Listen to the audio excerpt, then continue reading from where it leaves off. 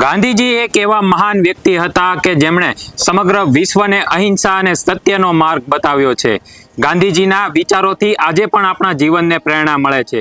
2 October 2024 એટલે કે આજે ગાંધી જયંતિના દિવસે અમે વિશેષ ગુજરાતની ટીમ છે તે ભાવનગરના સામલદાસ આર્ટ્સ કોલેજની અંદર પહોંચી છે કે જ્યાં ગાંધીજી સાથે રસપ્રદ વાતો જોડાયેલી છે. આપણી સાથે અજીતસિંહ વાજા કે જેઓ ઇતિહાસના જાણકાર છે અને ઇતિહાસ સાથે લોકોને પણ જ્ઞાન આપે છે.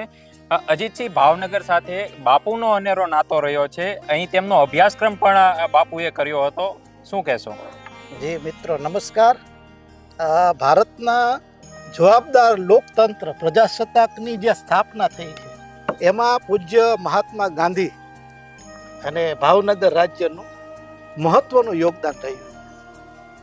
ગાંધીજીના જીવનમાં ભાવનગરની એક અલગ છાપ, એક અલગ ફિલિંગ ભાવનગર માટે એમની હતી. પ્રજાસત્તાક રાજ્યની સ્થાપના માટે 1947માં 17મી ડિસેમ્બરે ભાવનગર મહારાજા સર કૃષ્ણકુમારસિંહજી બિરલા હાઉસ દિલ્હી ખાતે જ્યારે મહાત્મા ગાંધીને મળવા ગયા ત્યારે મહાત્મા ગાંધીના અંતેવાસી મનુબેનને એવું ખાસ કહ્યું અને 2-3 વાર સૂચના આપી. એટલે મનુબેને એવું કહ્યું કે બાપુ, વાયસરોય પ્રકારના લોકો આપને મળવા આવે છે ઇંગ્લેન્ડથી અને આપ ક્યારેય આટલી બધી સૂચના આપતા નથી. ત્યારે મહાત્મા ગાંધીએ એવું કીધું કે ભાવનગરના મારા મહારાજા મને મળવા આવે છે. એટલે ભાવનગર સાથેનો ગાંધીજીનો એક અતૂટ નાતો ભાવનગર સાથે રહ્યો. આજે મહાત્મા ગાંધીના જન્મ જયંતિએ 2 ઓક્ટોબરે આપણે એમના સંસ્મરણો પાર્થભાઈ મજીઠિયા સાથે યાદ કરીએ, એમનું સંસ્મરણ કરીએ. બાપુ, આજે પણ આપણે બાપુના વિચારો વાગોળતા હોઈએ છીએ. કહેવાય છે કે શિક્ષણ એક એવું શસ્ત્ર છે કે જેનાથી સમગ્ર વિશ્વને જીતી શકાય છે. જો બાપુના તરુણ અવસ્થાની વાત કરવામાં આવે તો તેમનો અભ્યાસક્રમ ભાવનગરની અંદર રહ્યો છે. કેટલા સમય સુધી બાપુએ ભાવનગરની અંદર અભ્યાસ કર્યો?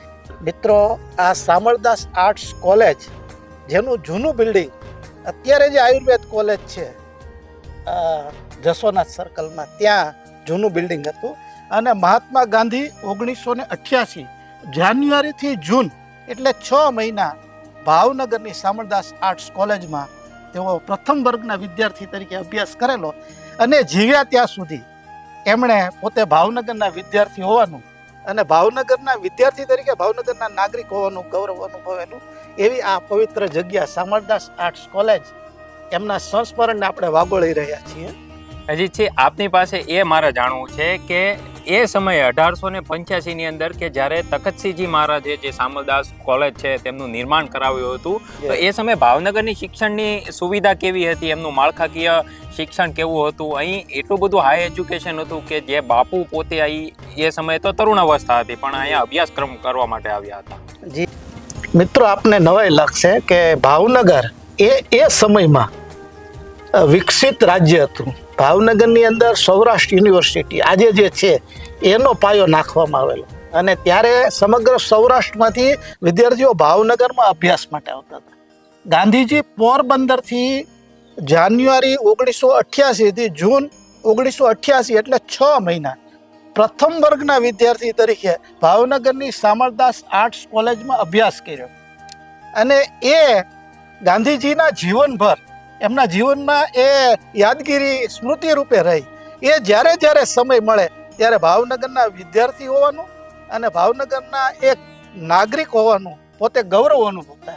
અને ખાસ તો દિવાન પ્રભાશંકર પટણી એનો એક સરસ મજાનો પ્રસંગ છે. 1925માં એક કાર્યક્રમમાં ગાંધીજી ભાવનગર આવ્યા અને 8 દિવસ ભાવનગરમાં રોકાયા. એ દરમિયાન આપણા દિવાન સાહેબે મહારાજાને કીધું, ત્યારે મહારાજા સાહેબની ઉંમર ખૂબ નાની, કારણ કે માત્ર 13 વર્ષના. એટલે કહ્યું કે મહારાજા સાહેબ, આપણે ગાંધીજીને મળવા જઈએ. અને આ વાત ગાંધીજીને કરી એટલે ગાંધીજી એવું કીધું કે ના, બાળ મહારાજા છે તો પણ એ મારા મહારાજા છે અને હું ભાવનગરનો વિદ્યાર્થી છું અને ભાવનગરના નાગરિકના નાતે. અને બીજું કે ભાવનગરમાં મારા ફૈબાનું ઘર છે, કારણ કે પોરબંદરના દીકરી ભાવનગરમાં રાજ પરિવારમાં હતા. એટલે ગાંધીજી એમ કહેતા કે અમારા ફૈબાનું ઘર છે, એટલે હું મારા ફૈબાના ઘરે જતો હોઉં એવો મને નીલમબાગ પેલેસમાં જાઉં તો આનંદ થાય. અને વિદ્યાર્થી તરીકે અને ભાવનગરના એક જવાબદાર વ્યક્તિ તરીકે મને એવું લાગે કે મારે નીલમબાગ પેલેસમાં મહારાજા સાહેબને મળવા જવું જોઈએ. અને મહારાજા સાહેબના જીવનના ગાંધીજીની આ ઉદારતા, આ વિવેકશીલતા જોઈને એમના જીવનમાં એમનો કાયમ પ્રભાવ રહે. આવો પાર્થભાઈ. બાપુ, જો આપણી માટે ગૌરવની વાત કહેવાય, ભાવેણા માટે ગૌરવની વાત કહેવાય, આજે આપણા રાષ્ટ્રપિતા કે જે અહીંયા અભ્યાસક્રમ કર્યો હતો, પરંતુ એમનો અભ્યાસક્રમ 6 મહિના પૂર્ણ થયા બાદ પછી ક્યારે બાપુ છે એ ભાવનગરની મુલાકાતે આવ્યા હતા? હા, ચોક્કસ. ભાવનગરની ગાંધીજીએ એ પછી 3 વખત મુલાકાત લીધી અને 1925માં તો 8 દિવસ ભાવનગરમાં રોકાયેલા. અને એ દરમિયાન ભાવનગરની ઘણી બધી પ્રવૃત્તિઓથી તેઓ વાકેફ થયેલા. ખાસ કરીને બાળ શિક્ષણ, આપણું જે દક્ષિણામૂર્તિ, ઘરશાળા.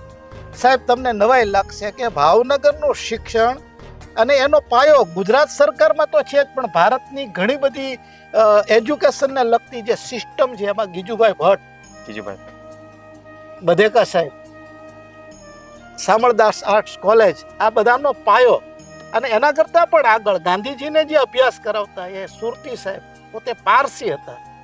આ બધા ભાવનગરના ગૌરવરૂપ ઘરેણા છે.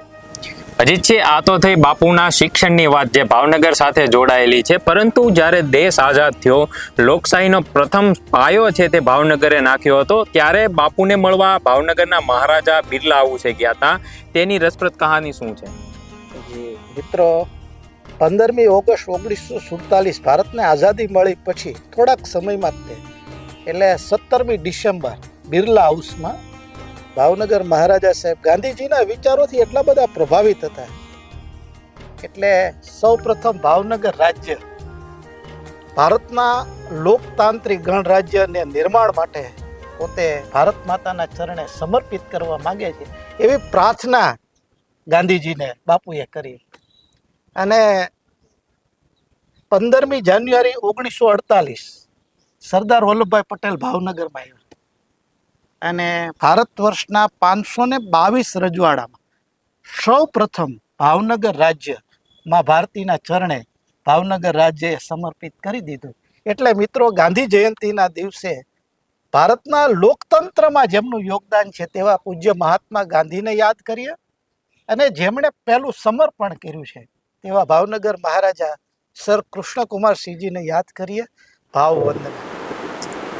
બાપુના વિચારોને યાદ કરવાનો આજનો દિવસ છે, એટલે આજે અમે એ જગ્યા ઉપર આવી પહોંચ્યા છીએ કે જ્યાં બાપુનું મેમોરિયલ છે, શામળદાસ આર્ટ્સ કોલેજ, કે એ સમયે ગુજરાત અને સૌરાષ્ટ્રની સૌથી પ્રાચીન કોલેજમાં માનવામાં આવે છે. આપણી સાથે આ કોલેજના પ્રિન્સિપાલ છે તે જોડાયા છે.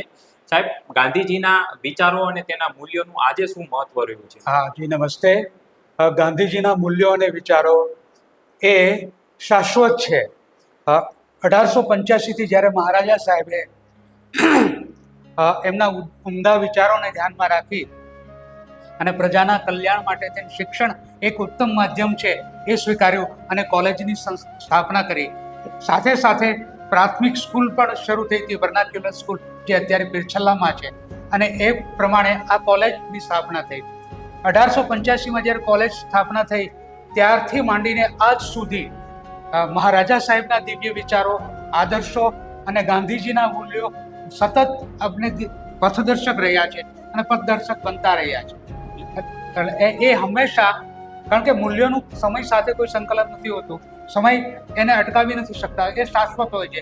એ આજીવન જ્યાં જ્યાં સુધી માનવતા ટકી રહેતી હોય છે ત્યાં સુધી એના મૂલ્યો સચવાતા રહેતા હોય છે. અમે અમારી કોલેજના બધા જ વિદ્યાર્થીઓને મહાત્મા ગાંધીના કાર્યો, એમના વિચારો, એમને જીવનના ધ્યેયો એ વિશેથી વાકેફ થાય એ માટે એક નાનકડું એવું મ્યુઝિયમ બનાવ્યું છે. એમાં મહાત્મા ગાંધી જ્યારે વિદ્યાર્થી અવસ્થામાં, આ એમનો ફોટોગ્રાફ્સ છે, એ 1888માં એ આ કોલેજના વિદ્યાર્થી હતા. અને કોલેજના વિદ્યાર્થી હતા એ સમય દરમિયાન આ કોલેજની અંદર ઘણા એ વખતના વિદ્વાન પ્રાધ્યાપકશ્રીઓ હતા, કારણ કે મહારાજા સાહેબે જે પ્રાધ્યાપકોને આ કોલેજમાં નિમંત્ર્યા હતા એ સર્વોચ્ચ કોટીના હતા. એટલા માટે સૌરાષ્ટ્રની અંદર ગાંધીજીએ આ કોલેજને શિક્ષણ માટેનું એક સ્ત્રોત માન્યું છે. હું તમને એ પણ બતાવું કે ગાંધીજીના જીવન કવનને આવરી લેતા અગત્યના ચુનંદા ફોટોગ્રાફ્સ અમે રાખ્યા છે. આપણી પાસે ભાવનગરની અંદર ગાંધી સ્મૃતિ પણ છે, પણ એ સિવાયના જે અલભ્ય ફોટોગ્રાફ્સ છે એ બધા ફોટોગ્રાફ્સ, દાખલા તરીકે સ્વાવલંબન માટે અને સ્વકેળવણી માટે મહાત્માજીનો આ ફોટોગ્રાફ્સ છે. તો અમારી પાસે એ ચરખો બી સાથે છે. મહાત્માજીના અનેક ફોટોગ્રાફ્સ છે, જે ફોટોગ્રાફ્સ વિદ્યાર્થીઓને માત્ર વાતો કહેવા નહીં પણ એક મૂલ્યને સમજાવી શકાય એ પ્રકારના છે. તો અહીંયા જે ફોટોગ્રાફ્સ છે એ હું ઉદાહરણ આપીને કહું તો આ ફોટોગ્રાફ્સ છે એ રેર ફોટોગ્રાફ્સ છે. ગોળમેજી પરિષદની અંદર જ્યારે મહાત્માજી સાથે હતા અને મહાત્માજીની સાથે સાથે ડૉક્ટર B.R. આંબેડકર બી હતા. આ ફોટોગ્રાફ્સ બહુ જ્વલે જ આપણને જોવા મળે છે, પણ એ ફોટોગ્રાફ્સ બી અમે રાખ્યા છે કે દરેક ભારતીયોનું એક ધ્યેય હોય છે કે આપણો દેશ, આપણો સમાજ, આપણે બધા સમૃદ્ધ બનીએ. જો આપણે સમૃદ્ધ હશે તો આપણો દેશ સમૃદ્ધ બનશે, અને જો આપણો દેશ સમૃદ્ધ હશે તો આપણે માનવ કલ્યાણમાં ખરેખર સાચા અર્થની અંદર આપણે વિશ્વને પથદર્શક બનાવી શકીએ. હું તમને એક એનું ઉદાહરણ આપું.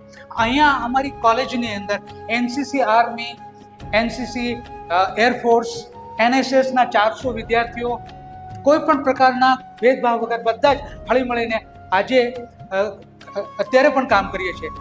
સ્વચ્છતા અભિયાનના એક પખવાડિયા રૂપે 1 અઠવાડિયાથી અમે કામ કરતા આવ્યા છીએ. એમાં અમારા દીકરાઓ દીકરીઓ સમુદ્ર કિનારાની સફાઈથી માંડીને આજે છેલ્લો દિવસ છે એટલે બાપુની જન્મ જયંતિ અમે એ રીતે ઉજવીએ.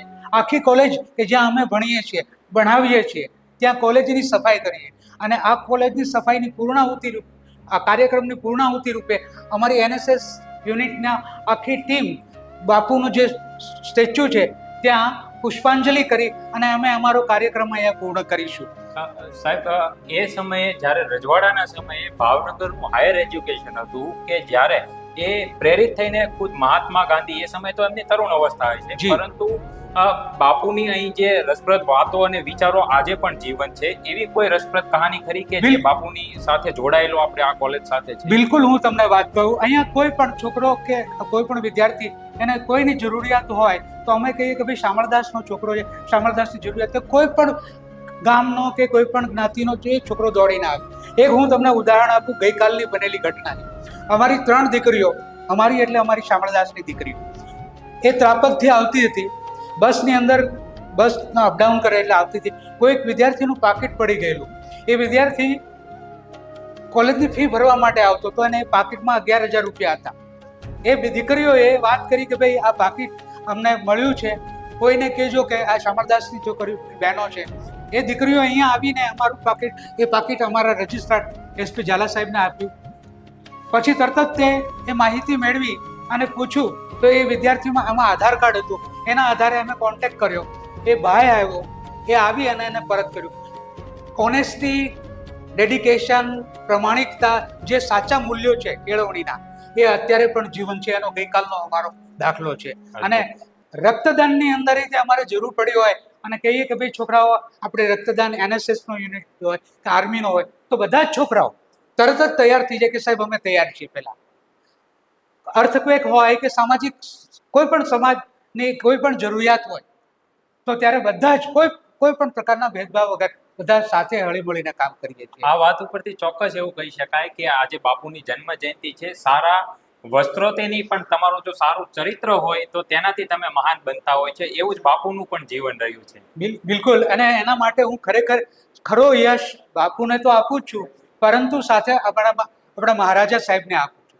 કારણ કે મહારાજા સાહેબનું એક દિવ્ય સ્વપ્ન હતું કે મારી પ્રજાનું કલ્યાણ થાય, અને કલ્યાણ માત્ર બીજા કોઈ માધ્યમથી નહીં, શિક્ષણથી થાય. અને જો એમણે એનો રાજમહેલની જગ્યાએ શૈક્ષણિક સંસ્થા ઊભી કરી હોય, અને એ અમારા બધાનું દાયિત્વ છે કે એમના એ આદર્શ મૂલ્યોને સાચવીએ, મહાત્માજીના મૂલ્યોને સાચવીએ. આવનારી પેઢીને પણ એ કહીએ કે આપણે જે સમાજમાંથી આવીએ છીએ, જે કુટુંબમાંથી આવીએ છીએ, જે આપણા શહેરમાંથી આવીએ છીએ, એના માટે આપણે કંઈક ને કંઈક કરવું પડે. જો આપણે એ રીતે કરતા રહીશું તો ચેરિટી બિગિન્સ એટ હોમ.